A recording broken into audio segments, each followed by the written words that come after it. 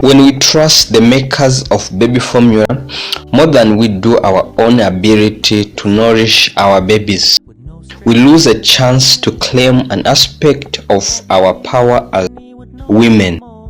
Thinking that baby formula is as good as breast milk is believing that 30 years of technology is superior to 3 million years of nature's evolution. Ikaze wowe muvandimwe, ikaze wowe ukurikirana ibiganiro by'ubuzima mu nama y'ubuzima, kandi reka ngushimire wowe wamaze kudutera inkunga ugakora share, subscribe, like na comment. Reka nsabe nawe imbaribwo bwa mbere ukurikiranye channel yacu y'inama y'ubuzima, ndagusabye ngo ukore share, ukore like, ukore comment ndetse na subscribe. Ibi iyo wabikoze uduteye inkunga nziza kandi iy'agaciro, kuko ibiganiro dukora bikugeraho mu gihe gikwiriye kandi mu gihe nyacyo, kandi bituma natwe tugira imbaraga tugatera imbere maze tugakomeza gukora ibiganiro byiza kandi byubaka ndetse bifasha n'umubiri muri rusange.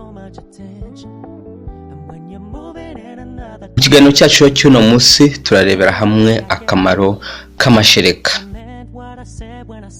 Bishoboka kuba utaruzi ko amashereka afite akamaro kandi amashereka ari ingenzi. Niyo mpamvu rero uno munsi twifuje kubagezaho iki kiganiro kijyanye n'amashereka, ukuntu amashereka ari ingenzi, ukuntu amashereka afite intungamubiri zose umwana akeneye, ndetse ukuntu amashereka afite ubushobozi bwo kubaka ubuzima bw'umwana. Amashereka rero nkuko nabivuze, amashereka afite intungamubiri zihagije kandi intungamubiri zose umwana akeneye iyo umwana amaze kuvuka. Kimwe rero mu bintu by'ingenzi amashereka azafasha uruhinja nuko amashereka atuma uruhinja rukura neza, uruhinja rugakura rufite umubiri mwiza, ndetse uruhinja rugakura ari uruhinja rumeze neza ndetse rufite n'ibiro byiza. Ikindi nuko amashereka arimo ibinure byiza bikenewe n'ubwonko bw'umwana, bityo bigatuma ubwonko bw'umwana bukura neza kandi bigatuma n'ubwonko bw'umwana bukora neza. Ikindi nuko amashereka ari nk'urukingo. Amashereka rero afite ubushobozi bwo gukingira umwana ku ndwara zitandukanye. Nanone ikindi nuko amashereka afite ubushobozi bwo kurinda umwana indwara yenda se ishobora guterwa na gakoko ka virus, ndetse amashereka nanone afite ubushobozi bwo kurinda uruhinja kurwara indwara zishobora guterwa n'agakoko ka bacteria.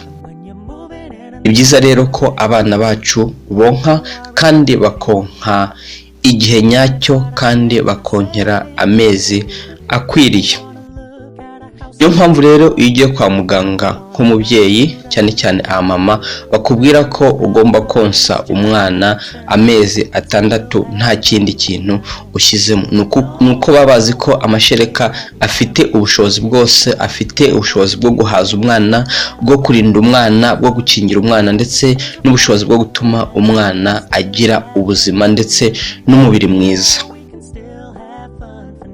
Amashereka rero nanone afite ubushobozi bwo gutuma umwana atagira allergy, ndetse amashereka ashobora no kurinda umwana indwara za asima, kandi amashereka nanone atuma umwana atagira ibiro byinshi, bityo bigatuma atarwara obesity cyangwa se atagira indwara ya obesity, kuko amashereka ntabwo atuma umwana agira ibiro birenze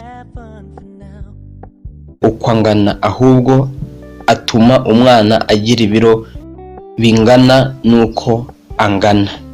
Ibyo rero ni bimwe by'ingenzi amashereka afitiye uruhinja.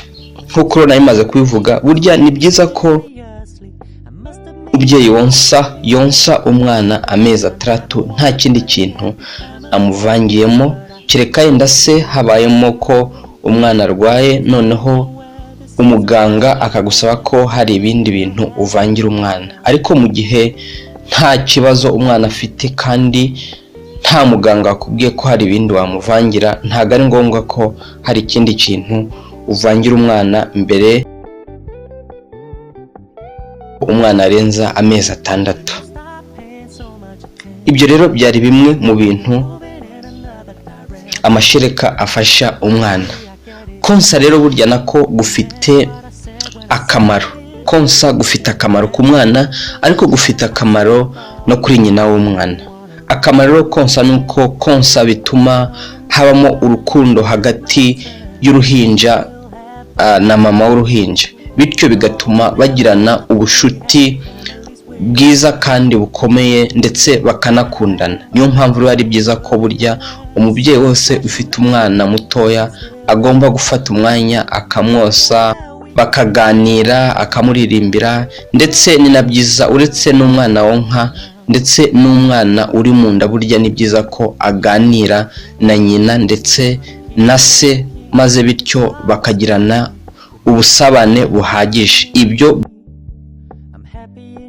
byubaka urukundo hagati y'ababyeyi n'uruhinja. Ikindi nuko konsa bituma umubyeyi uterus isubira muri size yari iri mbere yuko atwita.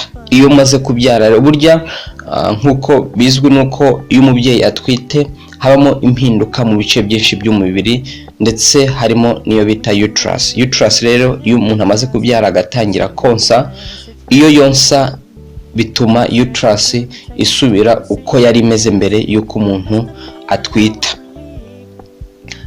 Ikindi nuko konsa bishobora gufasha umubyeyi kugabanya ibiro yaba yariyongereye mu gihe yari atwite. Nanone ikindi nuko konsa bishobora kugabanya uburyo yarwara iyo bita breast cancer cyangwa se kanseri y'amabere. Konsa rero ni byiza, reka tubihe agaciro kandi twite ku bana bacu, tubonse kuko amashereka afite intungamubiri zihagije. None rero umwana iyo amaze gukura ageze nko mu mezi 6 cyangwa se ayarengeje, ushobora noneho guhindura ugakomeza ukamwonsa, ariko noneho kubera ko aba amaze gukura akwiriye no kugira ibindi amenyera, kuko hari igihe azageraho agacuka, ushobora gutangira noneho ukamumenyereza ibiryo byoroshye. Bimwe rero mu biryo byoroshye watangira kumenyereza umwana, ushobora guhera ku mezi 8, nuko umutangirira ku biryo byiza kandi bikomoka ku bihingwa. Ni byiza ko umwana atangira kumenyerezwa ibiryo bikomoka ku bihingwa, kuko ibiryo bikomoka ku bihingwa bifite intungamubiri kandi nziza zizagira umwana akamaro. Bityo iyo utangije umwana ibiryo bikomoka ku bihingwa, umurinda ibintu byose bikomoka cyangwa se bikorerwa mu nganda, cyane cyane ibintu bijyanye n'isukari ndetse n'amata ndetse n'amavuta. Ushobora gutangira rero ugatangira umwana umumenyereza igikoma, ukajya umukorera igikoma cy'ubwoko butandukanye, igikoma cy'amasaka, igikoma cy'ingano, igikoma cya soya ndetse n'ikindi gikoma cy'ubwoko bitandukanye. Ushobora no kumukorera igikoma cy'ibigori waba ushaka gushyiramo kugira ngo kiryohe, ugakoresha ubuki ariko ari bukeya. Indi ushobora nanone kumutekera imboga, noneho za mboga ukajya uzinomba cyane kugira ngo umwana ntizimugore kuzimira ndetse ntizigore n'igifu. Ikindi nuko nanone ushobora kujya umunombera ibirayi maze ugashyiramo utuzi kugira ngo bise nk'ibirekura maze ukamuha. Ikindi nanone ushobora kujya umunombera karoti wayitetse mu buryo bwo kwibiza, noneho ukamunombera ukamuha.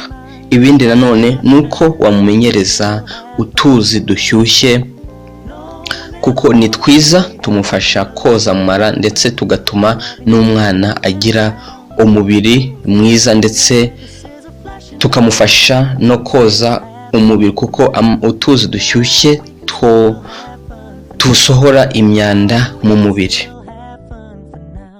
Ibyo rero muri bimwe ushobora gukorera umwana mu gihe umwana arengeje amezi 6, mu gihe uri kumumenyereza ibiryo, umutegurira kuzamukura ku ibere. Ariko ntabwo ari byiza gukura umwana ku ibere mu gihe akiri mutoya.